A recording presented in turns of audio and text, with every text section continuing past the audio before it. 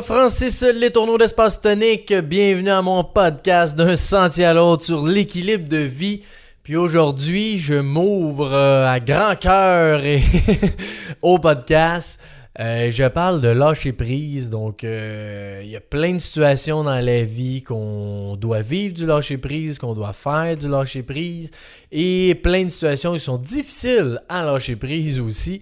Donc, j'en parle dans ce podcast-là parce que j'ai quand même un épisode en ce moment dans Espace Tonique que je trouve parfois difficile, puis qui me remet en question, puis à chaque fois, la réponse est la même et de continuer ce beau projet-là. Mais ça demande du lâcher-prise, puis en ce moment, j'ai besoin d'en faire. Donc, j'ai dit, vu que je suis dans ce processus de lâcher-prise, je trouve ça intéressant de te partager ça avec toi au podcast, parce que quand on entend l'histoire de quelqu'un, ben on peut souvent... c'est ça, se retrouver dans cette histoire-là, dans des choses qu'on vit, nous aussi. Fait que le projet d'Espace Tonique, qui est quand même... c'est un super de beau projet qui est aligné dans nos missions de vie, chacun qui travaille là-dedans, qui est en fait d'aider les gens, d'aider la communauté à grandir, à évoluer, à être heureux. Puis, ce projet-là, on a mis 3,5 millions d'argent en ce moment, en 8 ans, pour le faire fonctionner. Puis, on investit des centaines de milliers à chaque année dans ce projet-là. Puis, c'est quand même un projet innovant qui est dur à faire comprendre, qui est dur à être rentable aussi, mais qui est tellement bénéfique pour moi, en tout cas, puis pour plein d'autres gens, que c'est pour ça que je veux parler de lâcher prise, parce que j'ai l'impression qu'en ce moment, je dois faire du lâcher prise par rapport à la rentabilité de ce projet-là, pas parce qu'il sera jamais rentable, juste parce que des fois, on veut qu'il soit rentable plus vite que son temps. Puis je pense que moi, c'est ça des fois qui fait que ça peut être des fois des décisions qu'on prend qui sont pas nécessairement les meilleurs. Ça peut être des chemins aussi qu'on s'en va, que c'est pas tout à fait là. C'est de penser au projet face à la mission de vie et non face à la rentabilité en soi. Puis la rentabilité va arriver après ça, par la suite. Je vois le lâcher prise un petit peu comme une poursuite d'un oiseau, d'un lapin, ou n'importe quoi, là.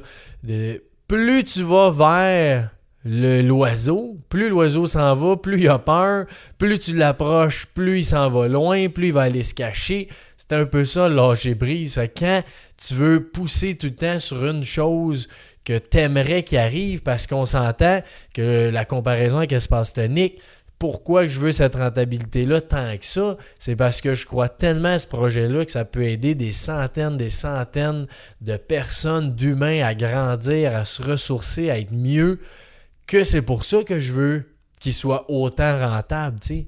Mais l'inquiétude que j'ai tout le temps, c'est d'un coup qu'il faut fermer ça. Ben là, tous ces individus-là, comment qu'on va aller les trouver, ben aller les aider, tu sais. Fait que, tu sais, c'est quand même un projet qu'on va aider aussi beaucoup dans la communauté proche Sainte-Julie, Rive-Sud. Donc, autant quand on va avoir notre atelier de couture, notre cuisine communautaire, notre atelier de menuiserie, qu'on va recycler des meubles, qu'on va aller donner ça à la communauté. Bref, c'est un gros projet qu'on y va phase 1, phase 2, phase 3, phase 4, puis que depuis 8 ans, ça fait juste grandir en beauté, puis en cœur, en amour là-dedans, en bienveillance aussi. Fait que c'est sûr qu'il faut continuer ça, mais c'est un peu ça, c'est de chasser cette rentabilité-là tout le temps. On dirait que c'est pas ça qui va amener le projet à la bonne place. Puis je trouve que c'est important. C'est tout le temps un peu difficile à dire parce que bon, je veux pas faire peur non plus aux gens qui écoutent ça. Je veux pas qu'on se mette à penser, mon Dieu, ça va-tu fermer, ça va-tu pas fermer? Ça n'a aucun rapport avec ça. Je sais que je suis capable de m'ouvrir dans ce podcast-là parce qu'on est quand même une belle communauté qui écoute, qui sont compréhensifs, qui sont ouverts d'esprit aussi. Fait que c'est pour ça que je me permets de dire ça dans ce podcast-là, parce que je suis certain que ceux qui écoutent vont comprendre le message. Donc, c'est un peu ça de lâcher prise. C'est aussi qu'on ne connaît pas le résultat, on ne connaît pas le chemin à venir. Il faut juste faire confiance que ça s'en vient, puis que ça va être la bonne façon, la bonne piste qu'on s'en va. Puis des fois, c'est un peu ça que des fois, je me dis « Ouais, mais il faudrait peut-être faire ça, faire ci, faire ça. » Mais quand tu lâches prise, c'est que tu es capable de te dire « Bon, j'ai plein d'outils, j'ai plein de chemins, j'ai plein de ressources, j'ai plein d'humains qui sont dans la même lignée, dans la même mission, puis que je vais faire confiance que c'est ça qui va faire que ce beau projet-là soit capable de grandir puis de continuer à évoluer. » Fait que c'est ça, de faire confiance qu'on ne connaît pas le résultat. J'ai aucune idée qu'est-ce qui va faire que ça va marcher, comment qu'on va réussir à l'amener où ce qu'on veut, mais c'est ce chemin-là qu'on va découvrir, puis que de faire confiance, de lâcher prise face à ce résultat-là qui est vraiment important. Puis un autre exemple qui est bien facile dans le lâcher prise, qu'on vit tous un jour ou l'autre, quand on cherche un nom ou une personne sur le bout de la langue, là, puis là c'est qui, souvent tu le trouveras pas. Tant que tu cherches, tu essaies pas, tu cherches c'est qui, voyons, ouais, je le sais, je l'ai sur le bout de la langue. Puis là, un moment donné, tu dis, gars, laisse faire, je l'ai pas. Puis là, 2 minutes ou une journée après, pouf, il va apparaître. Mais pourtant, tu as arrêté de chercher. Fait que c'est un peu contradictoire de dire, je lâche prise, gars, je laisse faire cette situation-là. Ben c'est là qu'elle arrive, la solution. Parce que tu fais de la place dans ton cerveau, tu fais de la place dans ton énergie pour accueillir cette réponse-là, qu'on dirait quand tu es juste focusé, c'est le nom, c'est qui, maudine, c'est qui, je sais c'est qui, ben il vient jamais ce maudit nom-là, parce que tu le veux tellement qu'on dirait que toute ton énergie est juste focusée là-dessus, tu laisses pas place à la créativité de l'univers ou de l'énergie à t'amener la réponse, fait que... C'est un exemple qu'on vit tous souvent. Puis la même chose quand on a un défi, un problème, quelque chose à régler, qu'on attend la nuit, qu'on dit la nuit porte conseil, ben c'est un lâcher-prise aussi quand t'es hâte de t'endormir, dire « Gars, je le sais pas, j'ai aucune idée, je verrai demain. » Souvent, c'est une réponse va être amenée après ta nuit parce qu'on dirait que t'as lâché prise, t'as laissé faire de se dire je dois absolument trouver cette solution-là maintenant. Parce que je pense que la différence dans le lâcher prise, c'est que tu ne l'auras pas maintenant. Tu sais que tu vas avoir la réponse. Tu n'as aucune idée quand. Tu n'as aucune idée comment. Tu n'as aucune idée de qui, de quoi, de pourquoi. Mais elle va venir, cette solution-là, cette réponse-là. Tandis que quand on cherche, c'est tout le temps à court terme, dans le moment, on veut avoir la réponse là. Ben c'est là qu'on dirait qu'on n'est pas capable de faire place à cette créativité-là. Puis, un autre lâcher-prise que je fais dans ce projet-là magnifique, c'est le lâcher-prise sur la performance, qui est quand même un peu en lien avec la rentabilité, parce que d'une entreprise, tu mesures comment ta performance, c'est par la rentabilité. Quand tu es rentable, tu dis « j'ai bien performé, bravo ». Quand tu es déficitaire, ben, tu dis « hop, des choses à améliorer ». Mais ce processus-là de performance vient toujours... Ben, en tout cas, les lâcher-prise puis nos croyances viennent toujours du passé, de ce qu'on a vécu, ce qu'on a entendu, ce qu'on s'est fait dire, les relations qu'on a eues. Puis c'est sûr que moi, j'ai quand même été, tu sais, mon père qui est merveilleux, mais qui est quand même une personne qui a été axé longtemps sur la performance et travaillait énormément.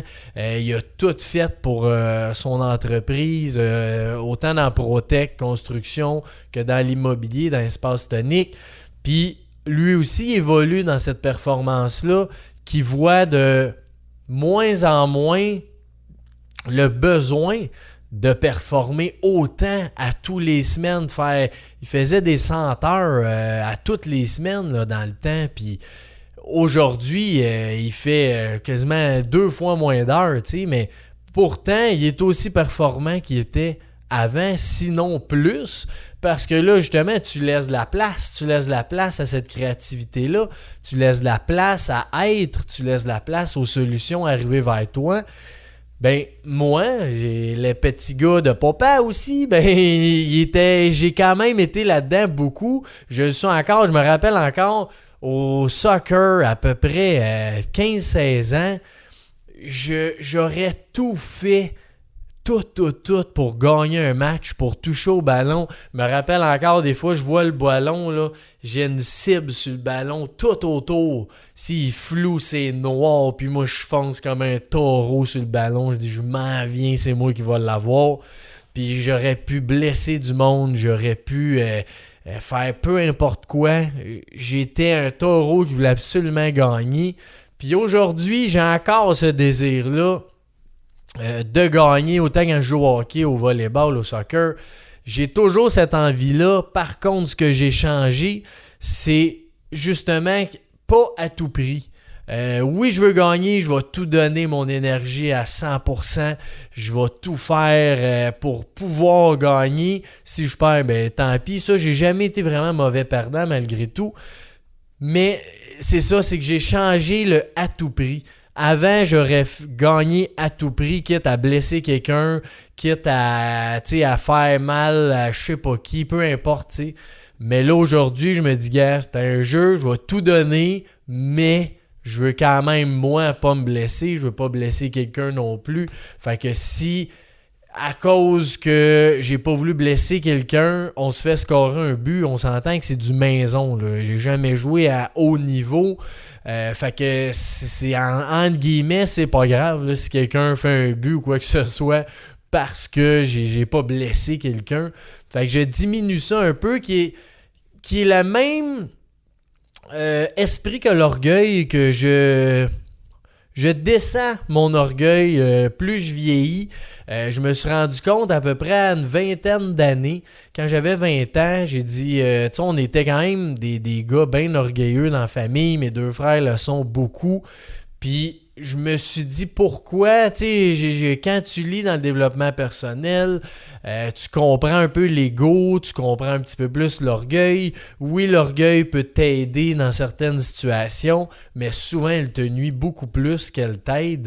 Fait que ça aussi, ça a été quand même un gros lâcher-prise de ma part, de dire que oui, je vais être moins orgueilleux peut-être que mes frères ou que mon père ou peu importe que qui, parce que avant, j'aurais tout fait. On joue à la main chaude.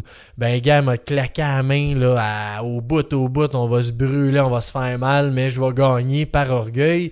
Aujourd'hui, ben oui, mes deux frères vont me battre facile à la main chaude à n'importe quoi parce que je vois pas l'intérêt de rendre mon orgueil là. Fait que ça aussi, tu sais, quand t'es le petit-fils, le petit frère des trois frères, ben tu veux quand même montrer que t'es bon, que t'es capable. Fait que pour moi, c'est un énorme lâcher-prise là-dessus, sur l'orgueil, puis dire, ben oui, vous êtes meilleur que moi là-dedans ou dans des choses justement que moi, personnellement, j'ai moins envie aujourd'hui.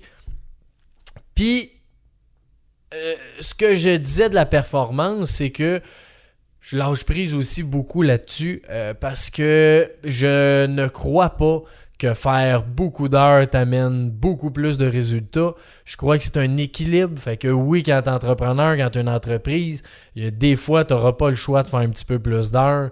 Mais si on est capable d'équilibrer ça à travers l'année, les mois, les semaines, ben je pense que c'est juste bénéfique. Je vais avoir plus de temps pour moi, je vais être plus heureux, je vais avoir plus de temps avec ma famille, ma blonde.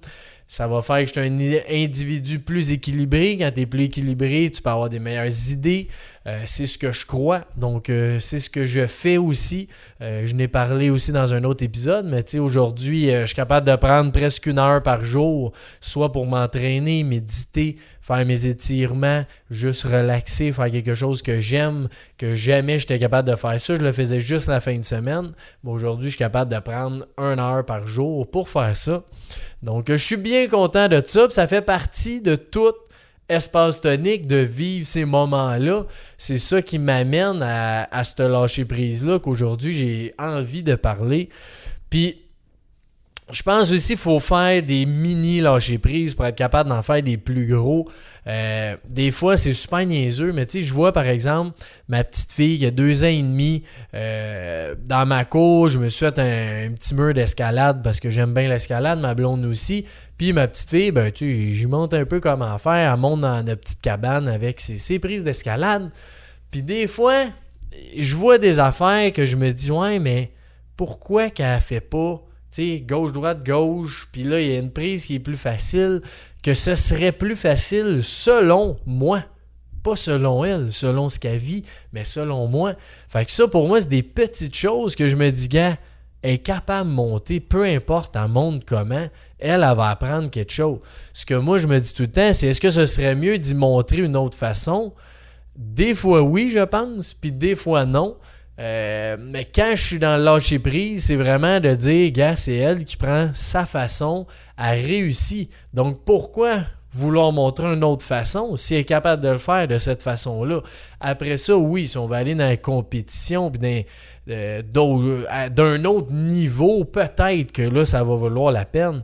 Mais en tant que parent, juste ça, il y a plein de petites situations comme ça qu'on vit à tous les jours, qu'on est capable de lâcher prise. Ça peut être sur le ménage, sur justement un comportement, sur un collègue ou ce qu'on vit dans l'entreprise. Tu sais, je coach en ce moment un employé sur le lâcher prise que on veut pas que ce soit la perfection. Espace tonique, c'est impossible. La perfection, tu vas te tuer, puis tu vas nuire au projet à vouloir que ce soit parfait. Donc, t'es beaucoup mieux de faire des choses dans l'imperfection. Puis là, je parle à quelqu'un qui est perfectionniste. Là. Je dirais pas ça à n'importe qui, mais t'es beaucoup mieux d'être dans l'imperfection, puis être bien intérieurement de soi, que de faire tout dans la perfection, puis là, être dans l'anxiété, être dans le stress. L'expérience est beaucoup moins bonne, même si on dirait que le travail est super bien fait à perfection.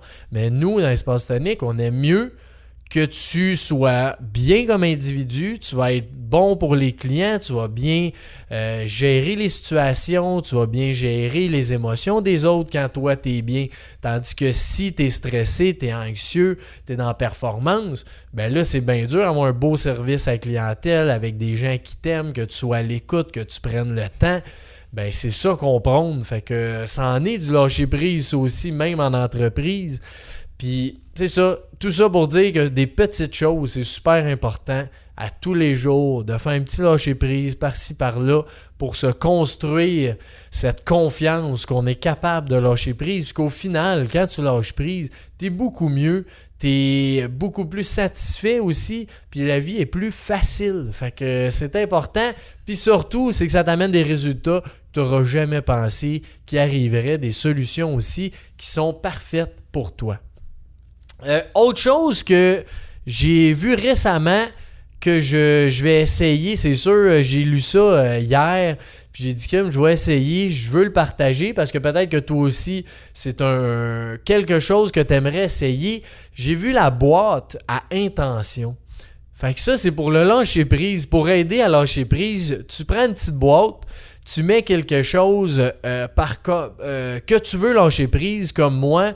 Je vais écrire lâcher prise sur la rentabilité d'espace tonique. Je vais prendre mon petit papier, me mettre ça dans la boîte. Puis ce qui est le fun avec ça, c'est...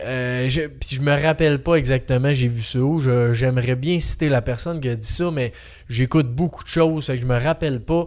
Mais l'idée, c'était de mettre ça dans la boîte. Tu mets ton intention de lâcher prise, tu mets ça dans la boîte, puis t'attends.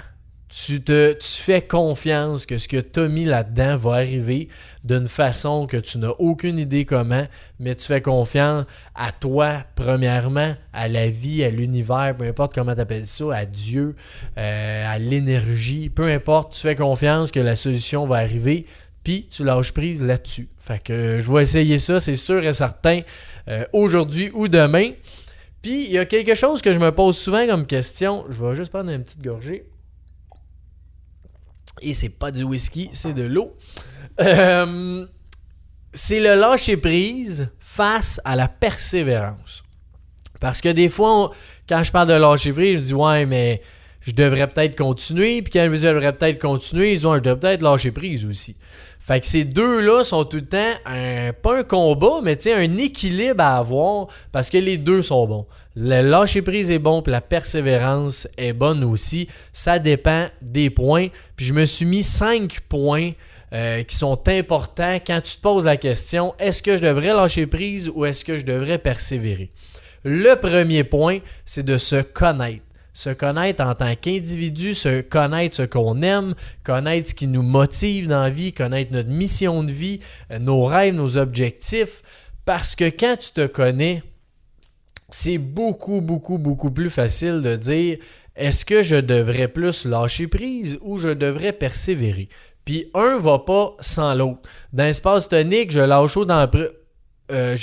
autant prise que je persévère. Donc, des fois, ça dépend juste de la perception qu'on a puis comment qu'on le voit. Mais quand on se connaît, on est capable de se dire, bon, ben si ce projet-là, par exemple, je prends Espace Tonique, ben est-ce que ça suit ma mission de vie, mes objectifs, mes rêves, ce que j'aime, ce qui me passionne? Si oui, ben je vais persévérer parce que c'est pas parce qu'il y a de la persévérance que après ça, tu lâches pas prise. Moi, quand je pose, mettons, cette question-là sur Espace Tonique, c'est en général, est-ce que, puis là, je me pose pas la question, mais est-ce que je continue le projet ou non? Ben là, c'est les 5 étapes parce que quand tu te poses cette question-là, souvent, il y en a qu'il faut que tu lâches prise, puis il y en a qu'il faut que tu persévères. Fait que se connaître, c'est le point 1. Ensuite, quel aspect positif ou négatif t'amène ta situation?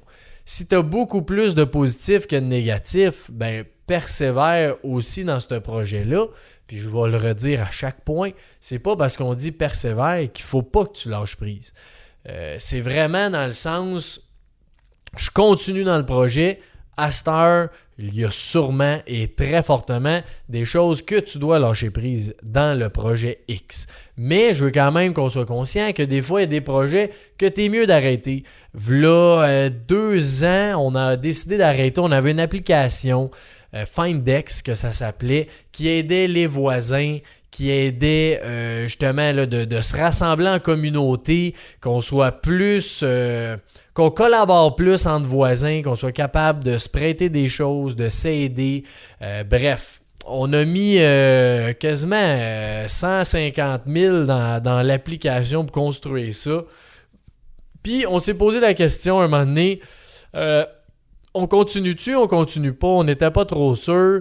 Il y a un bout qu'on a fait du lâcher prise, le gars, on va voir ce que la vie va nous amener par rapport à ça. On va présenter ça à 2-3 villes, on va voir que ça va amener. Puis au final, on a décidé que, gars, ce projet-là, on est mieux d'arrêter ça, on met toute l'énergie là-dedans. C'est pas la meilleure énergie à mettre dans ce qu'on avait à ce moment-là. Fait qu'on a juste arrêté le projet, puis c'est correct aussi. C'est ça que j'essaie de dire, le lâcher prise n'est pas juste d'avoir arrêté le projet. Ça, c'est qu'on a fait un X. C'est pas tant un lâcher prise, mais le lâcher prise était avant d'arrêter le projet, qu'on se laissait guider un petit peu par les réponses des gens, par les réponses de ceux qui ont essayé l'application, par le temps qu'on mettait, par l'argent qu'on mettait, par les villes qu'on a approchées. Tout ça nous a fait, bon, ben finalement, on va arrêter. Fait qu'il y avait plus de négatifs que de positifs. Ensuite, ton intuition, j'ai fait un épisode de podcast juste avant, donc l'épisode juste avant sur l'intuition. Mais si ton intuition te dit lâche prise, si ton intuition te dit persévère, ben persévère parce que tu as des moments que tu dois persévérer, tu as des moments que tu dois lâcher prise. Donc suis ton intuition, si tu veux en savoir plus, va écouter l'épisode, j'ai fait l'épisode complet là-dessus. Ensuite, le bénéfice, donc je n'ai parlé dans se connaître, mais est-ce que le projet ou la situation ou ce que tu vis t'amène des bénéfices par rapport à tes rêves, à tes objectifs ou à ta mission de vie? Si oui, ben probablement que tu dois persévérer. Puis j'ai dit que j'allais le dire à toutes les phrases. Persévérer ne veut pas dire ne pas lâcher prise. Ça veut juste dire que tu continues là-dedans, tu continues à trouver des solutions. Puis après ça, oui, il y a des places que tu vas lâcher prise à travers ça et prendre le temps. Fait que du temps de recul, de laisser déposer ça. Dans l'espace tonique, on le fait aussi souvent. Pas juste dans l'espace tonique, dans ProTech, dans l'immobilier, dans tout. On aime ça une fois par année, se poser les questions. Est-ce qu'on est toujours aligné? Est-ce qu'on continue ces projets-là? Puis on prend ce recul-là. On ne décide jamais ça en 1 heure ou en une journée. On va en parler, on va laisser ça un petit peu tomber. Bon, OK, comment ça se passe? Puis prendre le temps de savoir qu'est-ce qui nous fait du bien dans le fond. Puis si oui, on sent encore qu'il faut continuer, ben let's go. Fait que c'était les 5 points. Se connaître, positif versus le négatif, suivre ton intuition, quel bénéfice ça t'amène, puis prendre du recul, prendre le temps. Puis aussi une chose que j'ai lue qui était bien intéressant par rapport au lâcher prise, ça parlait de fais face aux faits, fais face à la réalité. Si tu veux lâcher prise, là, c'est une réalité que tu dois accepter puis faire face. Fait que peu importe c'est quoi ta situation, que ce soit, je vais faire, mettons, que tu as eu, tu as eu une mauvaise note dans un examen, dans un cours, dans l'entreprise, tu n'as pas performé comme tu voulais, ben accepte juste que c'est ça. C'est ça qui est arrivé. Le lâcher prise, c'est aussi ça. C'est pas de se dire qu'il y a des défaites de il y avait ci, il y avait ça. À cause de ci, je l'ai pas eu. À cause de ça, je l'ai pas eu. À cause de ce qui va arriver, je l'aurai pas. Fais juste face à la réalité. Ça t'amène au moment présent.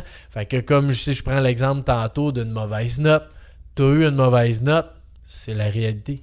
Ta note est mauvaise. Ben, lâche prise. Qu'est-ce que tu veux faire d'autre après ça? Tu vas t'améliorer après, tu vas avoir d'autres solutions. Mais en ce moment, si tu veux laisser aller un poids, laisser aller quelque chose, c'est la simple réalité, c'est que tu as une mauvaise note. That's it. Puis, on peut pousser ça un petit peu plus loin. Je lisais je pense que c'était d'un livre que j'ai lu ça, que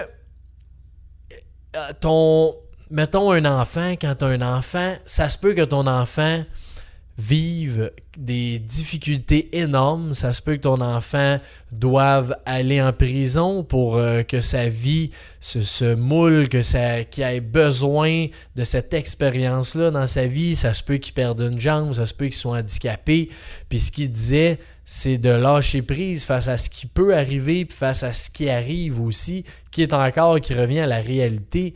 Si ton enfant s'en va en prison pour X raison, il est en prison. Qu'est-ce que tu veux faire? Puis oui, c'est sûr que c'est dur, c'est sûr qu'on se questionne là-dessus tout le temps, mais c'est la réalité pareil. L'enfant avait besoin de vivre ça, puis le parent n'a pas de contrôle là-dessus.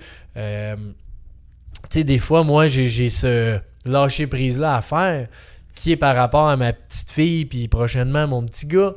C'est que je veux tellement qu'il soit heureux, je veux qu'il soit bien dans sa vie, mais j'ai pas le contrôle là-dessus, malheureusement. L'enfant a des choses à vivre, il vient sur Terre pour une certaine mission, pour apprendre, pour partager aussi. Fait que je vais l'outiller, je vais l'aimer, mais à part ça, si après ça, il y a son vécu, ses expériences à vivre pour grandir, puis se faire grandir en tant que parent aussi, on peut rien faire. On peut rien faire. On n'a aucun contrôle. Même si on pense l'avoir, que oui, moi, je vais envoyer mon enfant à l'école, il va avoir des bonnes notes parce que je vais étudier avec lui, il va être gentil parce que j'y montre la bienveillance. On met une pression énorme sur l'enfant et surtout sur le parent. Donc, lâcher prise là-dessus, c'est un travail que je fais aussi, que je sais que j'accompagne le mieux que je peux ma petite fille puis mon petit gars. Mais après ça, leur vie leur appartient, malgré que je veux le mieux pour eux. Ça se peut qu'ils vivent des choses que je ne sois pas d'accord, mais je dois accepter ça. C'est ça, le lâcher prise aussi. Puis, un must dans le lâcher prise, c'est pardonner aussi. Des fois, c'est se pardonner à soi. Des fois, c'est pardonner à quelqu'un. Des fois, c'est pardonner une situation qui est arrivée. Peu importe, le pardon est puissant. C'est quand même difficile à faire face, le pardon, à accepter. Mais je pense que c'est quelque chose qui est nécessaire. Puis la seule façon que tu pardonnes ou que quelqu'un te pardonne, c'est que tu commences toi-même à pardonner la personne puis à faire les premiers pas. Souvent, on le voit beaucoup, je l'ai vécu moi-même avec la famille du côté de ma mère. Ils sont comme pris d'un vortex que personne ne veut pardonner à l'autre en premier. Donc, devine ce qui arrive, personne ne se pardonne jamais. Fait qu'il y a une situation qui est arrivée que personne n'est capable de dire « Gars, je te pardonne, c'est arrivé, c'est un fait. Aujourd'hui, on pourrait passer à autre chose. » Mais tant qu'il n'y a personne qui est capable de faire ce premier pas-là, la situation ne va jamais se régler. C'est plate à dire, mais c'est ça pareil. Fait que faites le premier pas quand on est dans le pardon. Je sais que c'est dur, il y a plein de situations qui nous arrivent. J'en ai moi aussi. C'est la seule façon que ça peut marcher. Puis on se dit, oui, mais si c'est moi, pourquoi c'est pas l'autre qui le fait le premier pas? Ben parce que l'autre, il n'est pas rendu où ce que t'es. Puis toi, t'es peut-être plus conscient si tu écoutes le podcast en ce moment. C'est que tu as une plus grande conscience. Tu veux t'épanouir, tu veux évoluer. Tu veux que les autres aussi évoluent. Ben, ça fait partie que oui, il faut faire les premiers pas. Puis oui, ça se peut que ce soit toi à chaque fois dans une situation avec un ami, c'est toi qui vas faire les premiers pas. Avec ton couple, c'est toi qui vas faire les premiers pas. Avec peu importe, c'est toi qui vas faire les premiers pas. Ben, tant mieux, tu es une personne sage. Donc, utilise cette puissance-là pour que l'idée autour de ça reste que ce soit une harmonie, que ce soit l'amour, que ce soit positif autour de nous.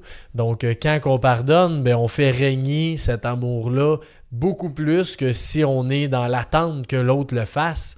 Donc, fais-le en premier. C'est extraordinaire ce qui peut arriver. Puis, deuxième chose, il y a une chose que je veux lire qui est quand même bien intéressant. C'est le cercle vicieux de souffrance. Puis après ça, tu as la direction à prendre pour lâcher prise. C'est 4 étapes, c'est très facile. Puis à la fin de ça, je vais avoir des questions super puissantes suite à un livre fantastique. Donc, le cercle vicieux qui est source de souffrance. Ce qu'on voit souvent, il y a une situation désagréable qui se produit. Numéro 1. 2, tu réagis à cette façon-là qui t'occasionne des émotions négatives. Donc, après ça, vu que tu souffres de ces émotions-là, tu veux la protéger en contrôlant un événement, une situation qui t'est arrivé, puis tu n'as pas le contrôle au final. Là. Fait que, qu'est-ce qui arrive? Le résultat de la 4e étape, c'est que tu continues à souffrir parce que tu n'as pas lâché prise. Puis là, la situation revient en haut. La situation désagréable qui s'est produite est encore moins agréable parce que tu n'as pas le contrôle puis tu t'en rends bien compte que tu n'es pas capable de lâcher prise. Fait que là, ça vient une loupe. Donc, c'est pour ça qu'il appelle ça le cercle vicieux qui est source de souffrance. Puis là, il dit à la place, ce que tu devrais faire, prends la direction pour le lâcher prise. La situation 1 est la même. Tu as une situation désagréable qui se produit. Ensuite, tu réagis à cette situation-là qui occasionne encore une fois des émotions négatives. C'est normal, c'est désagréable. Mais la différence, c'est que là, tu te connais. Puis si tu te connais, observe tes réactions, observe ton comportement pour comprendre cette souffrance vient de où. Puis quand tu fais ça, au lieu de combattre la situation que tu ne contrôles pas, tu vois que c'est la réaction que tu as face à ton contrôle qui te maintient dans cette souffrance-là. Donc, quand tu as cette conscience-là, c'est beaucoup plus facile de se dire « OK, c'est pour ça que je souffre, donc je serais capable de lâcher prise sur X. » Puis le résultat, tu détaches un petit peu à peu de la situation, donc tes souffrances diminuent au lieu de grossir ou de continuer dans un cercle vicieux. Fait que j'ai trouvé ça bien intéressant. Puis je le dis souvent, quand tu as conscience de ton problème, tu as 50% de réglé. Moi, j'ai toujours eu ça. Dès que tu sais que tu as un problème ou que tu sais que tu as quelque chose à améliorer, c'est 50% que tu viens de régler par d'une shot. Fait qu'après ça, oui, c'est de le corriger, c'est de l'améliorer, c'est de trouver des outils ou un chemin pour ça. mais c'est tellement plus facile parce qu'il est dur, c'est d'en être conscient. Parce que souvent, on est dans des habitudes, nos mêmes pensées, nos mêmes choses, nos mêmes réflexions. Fait qu'on fait des choses qu'on n'a même pas conscience, qu'on devrait lâcher prise pour ce cas-ci. Ben, quand tu es conscient, hey, c'est vrai hein, que je devrais peut-être m'améliorer là-dessus, ce lâcher prise-là. Mais en être conscient, tu as 50% du problème de régler. Puis je veux finir avec des questions de Guy Finlay, qui est auteur du best-seller The Secret of Letting Go, fait que le secret du lâcher-prise, qui pose des questions, je les trouve vraiment intéressantes, fait que je voulais les partager en finissant. Il y a 6 questions qui virent la formulation pour le lâcher-prise. Fait que je t'invite à les écouter, à les écrire, puis à réfléchir sur une situation de ton lâcher-prise là-dessus. Donc, au lieu de vous demander pourquoi les choses doivent-elles se dérouler ainsi, demandez-vous pourquoi est-ce que la manière dont je me sens devrait dépendre de conditions extérieures à moi-même. Très intéressant sur la façon de se percevoir. Au lieu de vous demander comment puis-je me protéger d'une situation difficile, demandez-vous qu'y a-t-il en moi qui a besoin d'être protégé? C'est complètement pas pareil. Pourtant, c'est pas loin, mais la différence est énorme.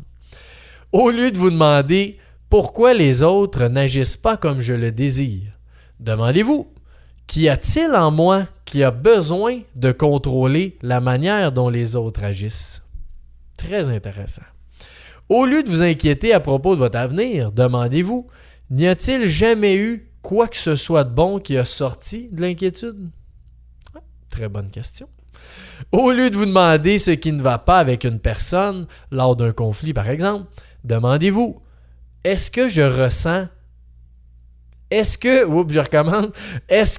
que je ressens par rapport à cette personne m'apporte quoi que ce soit de bon et de constructif actuellement? Intéressant. Au lieu de chercher l'approbation des autres, demandez-vous, qu'est-ce qui est le plus important pour moi? Les applaudissements de la foule ou vivre une vie épanouie selon mes valeurs? Yes!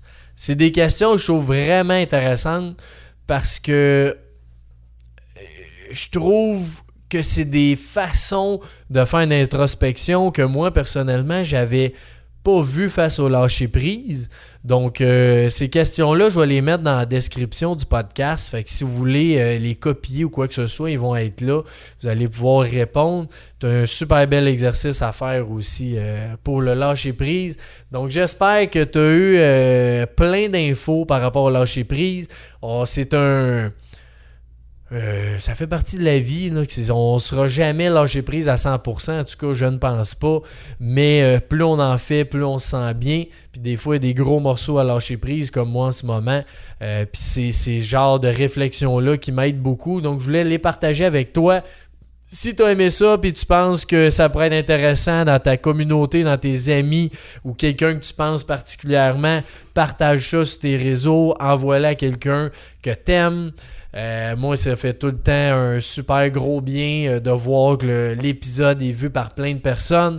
Comme je l'ai dit à chaque fois, moi, si j'ai une personne qu'on change son habitude ou une façon de penser, une façon de faire, puis qui s'améliore, ben juste ça pour moi, ça fait tout mon bonheur du podcast. C'est pour ça que je le fais.